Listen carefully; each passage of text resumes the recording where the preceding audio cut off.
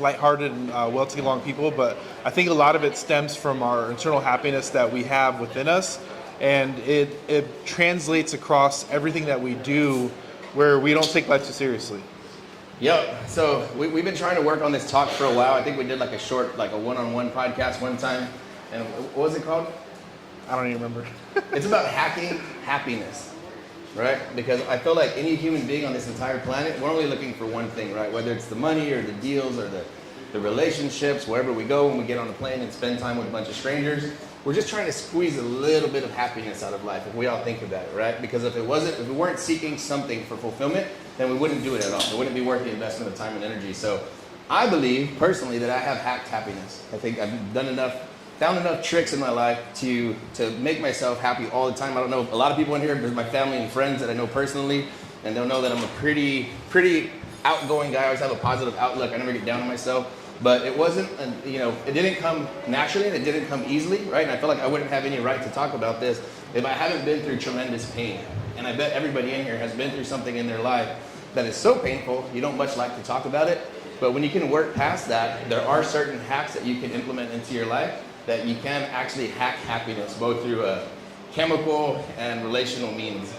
So this is one of the things where, and it was so funny because I always did it by myself, and then when I started hanging out with Anthony, he would do the same thing, and I'm like, okay, this is like a synergy we had that we never even talked about, that we just do it naturally, and it comes almost like second nature. Can everybody hear Daniel? Okay, I feel like he's low. Yeah, can you guys hear me? All right. So it's one thing that I do, and it's really cool that my wife does it too. So like I've met a couple people like this, but it's one of those things where like it's simple things you can do in everyday life that you have the opportunity to think of, like when you throw a rock into a river or a stream or a lake, whatever, you create ripples. So one thing is that we have thousands of interactions per day. If you're like me, I'm always in front of the computer, so I honestly have an opportunity to do this a lot. But when you're out and about, you might go to the grocery store, you might pump gas, you might go to a restaurant or something. You have the opportunity to send a ripple in that person's life at that time. And you don't know what the effects will be, you don't know what the ramifications will be, but just like a lake, you can push a little bit of goodness at that moment in time, and it creates a little ripple effect of days, minutes, years, and you really can't understand the realm of it and what it actually does, but you can just by touching somebody, and it's not physical touch. It's like putting people in a state of happiness. So me and Anthony, we do this naturally, and my wife does it too. So it's really cool to see her do it, and I know what she's doing when she does it. But we'll interact with people we'll never ever see again or ever notice, and we touch them. And it's something very simple you can do, but there's like a self happiness that comes from it, and it's really interesting to see when it happens. So you want to give an example, and I'll give an example? Yeah, sure. So it could be as something as this, right? Whatever you create for yourself, then you whatever you want to create for another person, you have to first create it for yourself, right? Because you can't give something that you never had. So I'll give you an example. You're walking somewhere, somebody bumps into you, somebody cuts you off in traffic. You have to first become very, very angry, and then you can share it with the person that made you angry, right? Right? Who in here has done that before? Share their anger with another human being. I want to see more hands. Come on. Hands. Everybody's hands should be up. If you've ever made yourself angry and then shared that with somebody else, you know what it feels like already, right? So you're already an expert. That's the good news. So if you want to create and share happiness with other people, you first have to create it in yourself. But there's a trick, right? People are like, it's mindset, it's just power of thought, it's all bullshit, okay?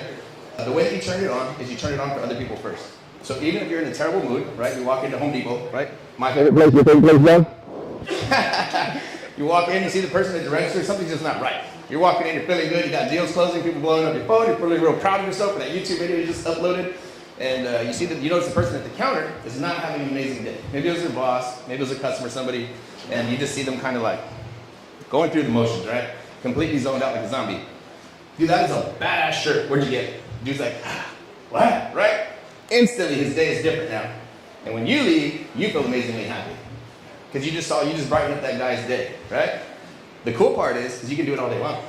All day long. I do it to everybody. If you see me at an event sometimes, like about last weekend, I'm flirting with everybody, girls and guys. Right? Because I'm just making everybody feel good, making everybody laugh. All day long, I'm high as a kite. It's free. So it's as simple as a compliment. It could be maybe giving an extra tip. It could be telling them how you're doing today. So it's a simple interaction that it doesn't cost Show you. you care. How are you doing today? It doesn't cost you anything. It costs you to have the foresight and intuitiveness to ask them how they're doing. Hey man, I really like your shoes. They're really nice, bro. I appreciate that. Or something to that effect. You can compliment how they look, what they're wearing. That's a nice watch. His hat with the red brim is dope, man. I need to get one myself. You know, you hide in the bald head. You know, I don't know. You maybe crack a joke. And a lot of people, it comes across authentic because you actually are being authentic. Yeah, you know, it has to be genuine. It cannot be fake. It has to be completely genuine. This is literally happened 2 days ago. So we had tacos here last night. We were prepping for the event, and our guys were all here. And I sent the guys. I'm like, hey, we went. There's a taco stand right out the corner. I don't even know if it was that direction or this direction. I think it's that direction. And we went and got tacos, and we're all sitting there. And Anthony's on the phone. He's always on the phone. So we got tacos, came back, and then I'm like, everybody's still hungry? I'm like, we'll get another one. So it was like a platter of like tacos, a bunch of other stuff, beans and all this stuff. So I sent the guys. I'm like, hey, go back and get another one. All right, so I gave them, it was $32, so I gave them $40. So I was testing the guys because I'm always trying to, they saw me when I went up there, I gave them $40 and I tipped all of it. So, and I didn't do it on purpose, I just, when I'm always out and about, I'm always extra tipping. So I sent the guys, gave them $40, and I come back, I'm like, hey, where's my change? And they're like, what change? Like, where's my change? It was like $32. I know what it was, I paid for it 30 minutes ago. He's like, oh, we tipped it. All right, good job. I was testing them because they've been around us so much that they're picking up on us and how we act with other strangers. So now our employees are interacting and doing the same things we do, and it's all replication.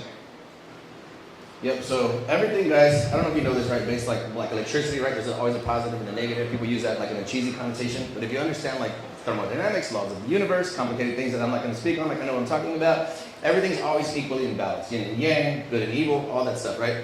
So it's something that you have to consider. So if you want to create something for yourself first, you have to first create it for yourself, and then you can share it with other people.